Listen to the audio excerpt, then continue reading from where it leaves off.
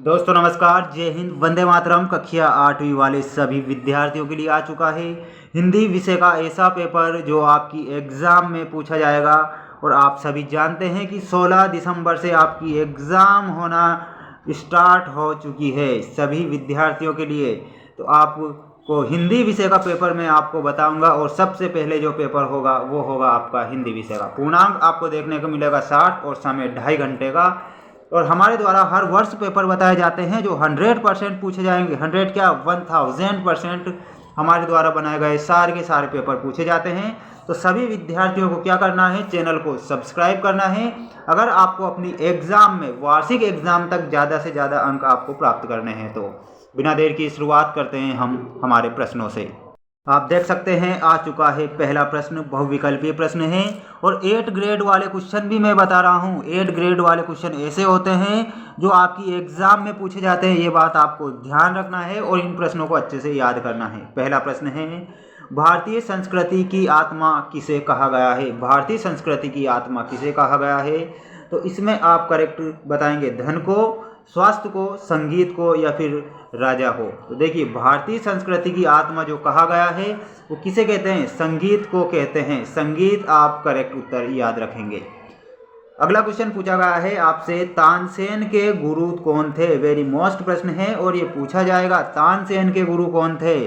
तो स्वामी हरिदास तानसेन के गुरु थे। तो तानसेन के गुरु में स्वामी हरिदास करेक्ट करेंगे। आप सभी विद्यार्थी चैनल को सब्सक्राइब कर लीजिए क्योंकि ये ऐसे प्रश्न हैं जो आपकी एग्ज़ाम में पूछे जाएंगे, 100% पूछे जाएंगे। ध्यान रखना है सभी के सभी विद्यार्थियों को। क्वेश्चन पूछा गया है अगला आपकी स्क्रीन के सामने। क्वेश्चन में पूछा गया है आपसे, प्रतिदिन शब्द में कौन सा समास होगा? प्रतिदिन शब्द में आपको समास बताना रहेगा और इसमें आपको करेक्ट उत्तर बताना रहेगा। प्रतिदिन शब्द में कौन सा समास होगा? देख सकते हैं यहाँ पहला जो शब्द है उपसर्ग है, अव्यय है यहाँ पर। तो इसमें आपको अव्यय भाव समास बताना है। जिस जगह पर आपको उपसर्ग दिखाई दे वहाँ पर अव्यय भाव समास बताना है। जिस जगह पर आपको विलोम शब्द दिखाई दे वहाँ पर द्वंद्व समास बताना है। जिस जगह पर आपको विशेषण और विशेष दिखाई दे वहाँ पर कर्मधारय समास बताना है। ठीक। और क्वेश्चन पूछा गया है अगला, भारत रत्न लता मंगेशकर को स्वर कोकिला कहा जाता है क्योंकि वे सुरीली गायिका थी। क्या थी? सुरीली गायिका। भारत रत्न लता मंगेशकर को स्वर कोकिला इसलिए कहा गया है क्योंकि वे सुरीली गायिका थी, ऐसा आपको बताना है। सभी मेरे प्यारे विद्यार्थियों, चैनल को आप सब्सक्राइब कर लीजिए। मैं बता रहा हूँ आपको क्योंकि पूछे जाएंगे ये प्रश्न, है ना। जब एग्ज़ाम से बाहर निकलोगे और आपने पूरा का पूरा हमारे द्वारा बनाए गए पेपर देख लिए तो आप कहोगे कि वाह क्या बात है। देखिए, प्रख्यात संतूर वादक थे। प्रख्यात संतूर वादक कौन थे? अलाउद्दीन खां, तानसेन, कुमार गंधर्व या फिर बिस्मिल्लाह खां। तो इसमें आप 5th में करेक्ट उत्तर बताएंगे, वो हो जाएगा आपका अलाउद्दीन खां। प्रख्यात संतूर वादक अलाउद्दीन खां। अगला क्वेश्चन दिया गया है आपको, अति महत्वपूर्ण है और ये आपकी एग्जाम में पूछा जाएगा। और क्वेश्चन दिया गया है, ध्रुपद गायक के प्रणेता कौन थे? ध्रुपद गायक के प्रणेता के बारे में आपसे पूछा गया है। इसमें राजा मान सिंह तोमर ध्रुपद गायक के प्रणेता थे। तो इसमें आप करेक्ट बताएंगे, ऑप्शन नंबर ए आपका करेक्ट होगा। अगला क्वेश्चन पूछा गया है, मालवी गीतों को राज दरबारी ढंग से गाने वाले गायक कौन थे? तो ये कौन थे? सिद्धराम कोमकली क्या करते थे? राज दरबारी ढंग से गाया करते थे मालवी गीतों को। मालवी गीतों को आप करेक्ट करना है। बढ़ते हैं हम हमारे नेक्स्ट क्वेश्चन की। अगला क्वेश्चन पूछा गया है आपसे, रिक्त स्थानों की पूर्ति आपको करना रहेगा। ने दीपक राग की साधना की और दीपक जल उठे थे, किसने की थी? तानसेन ने। तानसेन ने दीपक राग की साधना की थी, ऐसा आपको बताना है। तत् प्लस मय का संधि रूप क्या होगा? तो इसमें आपको तन्मय बताना है। क्या बताना है? तन्मय। आपको करेक्ट उत्तर याद रखना है।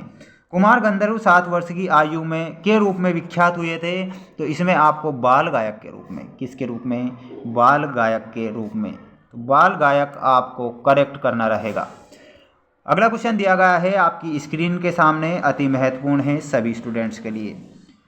कुमार गंधर्व संगीत समारोह कहाँ पर आयोजित होता है? ये देवास में आयोजित होता है, कुमार गंधर्व संगीत समारोह।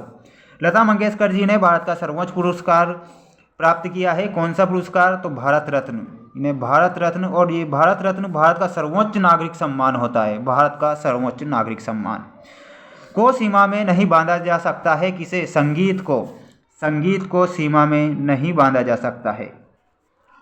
और अगला क्वेश्चन है आपकी स्क्रीन के सामने दिया गया है, आत्मिक शब्द में कौन सा प्रत्यय होगा? यहाँ पर इक प्रत्यय बताना है।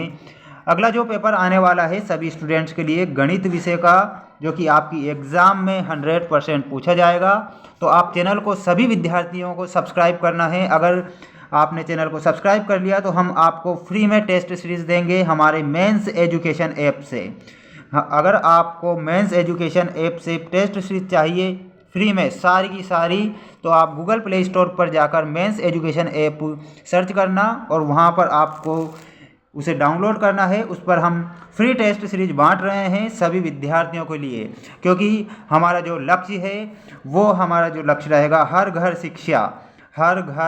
शिक्षा हमारा लक्ष्य है। और फ्री में हम टेस्ट सीरीज बना रहे हैं और वो टेस्ट सीरीज हर वर्ष पूछी जाती है, तो चैनल को ज़रूर सब्सक्राइब करना।